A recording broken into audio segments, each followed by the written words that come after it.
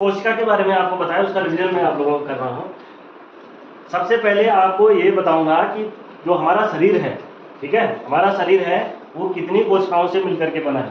तो अगर आप गूगल पे सर्च करोगे तो हमारा जो शरीर है वो लगभग 37.2 कितना 37.2 ट्रिलियन 37.2 ट्रिलियन कोशिकाओं से मिलकर के बना। कितनी कोशिकाओं से? 37.2 ट्रिलियन कोशिकाओं से हमारा शरीर बना हुआ है। अब कोई छोटा है, बड़ा है तो थोड़ा बहुत आगे पीछे हो सकता है, कमजोर है, मोटा है तो अलग, लेकिन जो एवरेज एक मनुष्य में जो कोशिकाओं की संख्या है वो 37.2 ट्रिलियन। ट्रिलियन समझ? आदि केंद्र, आदि केंद्र का यहाँ पर अर्थ है कि वह केंद्र जिसमें आवरण युक्त नहीं होता, जो जिसमें क्या नहीं होती है, झिल्ली नहीं होती, झिल्ली युक्त। तो यहाँ पे आप देखेंगे तो इसका क्या है, न्यूक्लियस है, ये क्या है, किसमें धसा हुआ है, साइटोप्लाज्म। ये कोशिका के अंदर ये फ्लूइड बना हुआ है ना, इसको क्या कहते हैं भाई, इसको साइटोप्लाज्म कहा जाता है। अर्थात जो प्रोकैरियोटिक कोशिका है, यहाँ क्या होती है, इसका साइज छोटा होता है, और दूसरा क्या है, इसके जो कोशिकांग होते हैं वो झिल्ली युक्त नहीं होते हैं। कोशिकांग क्या नहीं होते हैं, झिल्ली युक्त नहीं होते हैं। क्या नहीं होते हैं, देख रहे हो? जो प्रोकैरियोटिक कोशिका है ये इसका साइज छोटा होता है किसकी अपेक्षा, यूकैरियोटिक कोशिका की। तो प्रो का मतलब हो गया, प्रो का मतलब आदि, कैरियोन का मतलब हो गया केंद्रक, कैरियोन का मतलब न्यूक्लियस, ठीक है। तो वह कोशिका जिसमें आदि केंद्रक पाया जाता है, यानी कि केंद्रक झिल्ली युक्त नहीं होता, पूर्ण विकसित नहीं होता। जो इसका जो मटेरियल है केंद्रक का वो क्या होता है, दशा होता है, किसमें, साइटोप्लाज्म में। ये कोशिका के अंदर ये फ्लूइड दिख रहा है तुमको, ये द्रव भरा हुआ है, इसको कहा जाता है साइटोप्लाज्म। क्या कहा जाता है, साइटोप्लाज्म, ठीक है। आ रही बात समझ में? तो इसको कहते हैं प्रोकैरियोटिक कोशिका। आया बात समझ में? इसके बाद हम बात करते हैं यूकैरियोटिक सेल। क्या कहते हैं, यूकैरियोटिक सेल। तो यू का मतलब होता है आवरण, ठीक है, और कैरियोन का मतलब होता है केंद्रक।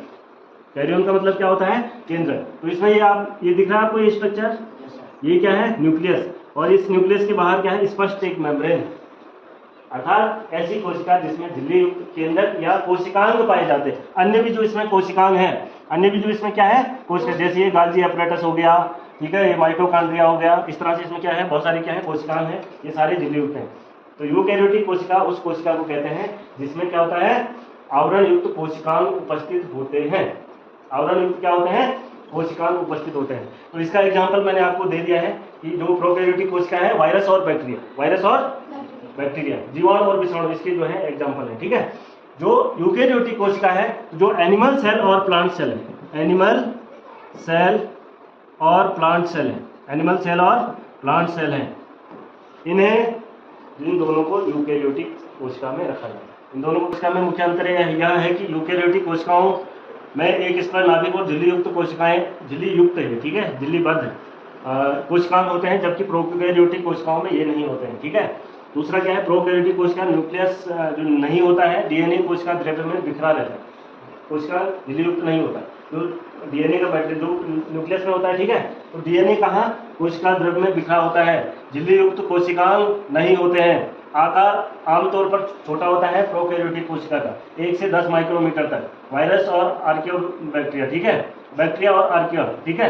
डीएनए एकल वृत्ताकार प्लाज्मिड के रूप में होता है। यूकैरियोटिक कोशिका, इसमें डीएनए होता है, झिल्ली युक्त नाभिक होता है, ठीक है, ये 10 to 100 माइक्रोमीटर के होते हैं। यानी कि प्रोकैरियोटिक कोशिका की अपेक्षा जो क्या है, यूकैरियोटिक कोशिका है, उसका साइज क्या होता है, बड़ा होता है, उसका साइज क्या होता है, बड़ा होता है। अन्य जो महत्वपूर्ण कुछ प्रोकैरियोटिक कोशिकाओं में, जैसे बैक्टीरिया में कोशिका भित्ति होती है, लेकिन सभी यूकैरियोटिक कोशिकाओं में नहीं होती है, ठीक है।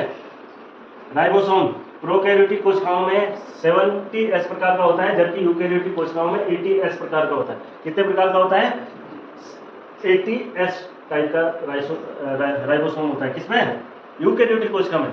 सेल डिवीजन प्रोकैरियोटिक कोशिकाएं मुख्य रूप से बाइनरी फिजन से करती है। किससे करती है, बाइनरी फिजन। जबकि यूकैरियोटिक कोशिकाएं माइटोसिस और मियोसिस, माइटोसिस और मियोसिस यानी कि समसूत्री और अर्धसूत्री विभाजन के थ्रू क्या करती है, कोशिका विभाजन करती है। माइटोसिस और मियोसिस के द्वारा विभाजन होता है, ठीक है, कोशिकीय विभाजन होता है। तो जैसे पूरे दैहिक शरीर में है तो ये होता है समसूत्री विभाजन के द्वारा, इसमें क्या होता है, कोशिका विभाजन होता है। लेकिन जो जनन कोशिकाएं हैं उसमें जो कोशिका का विभाजन है वो अर्धसूत्री विभाजन होता है।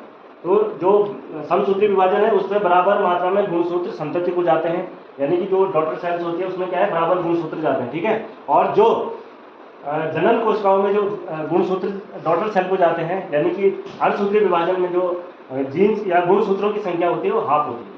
जैसे महिला पुरुष है तो 23 गुणसूत्र महिला के और 23 गुणसूत्र किसके होंगे, पुरुष, ठीक है। तो इस तरह से आप इसके नोट्स बना लेंगे प्रोकैरियोटिक और यूकैरियोटिक सेल से।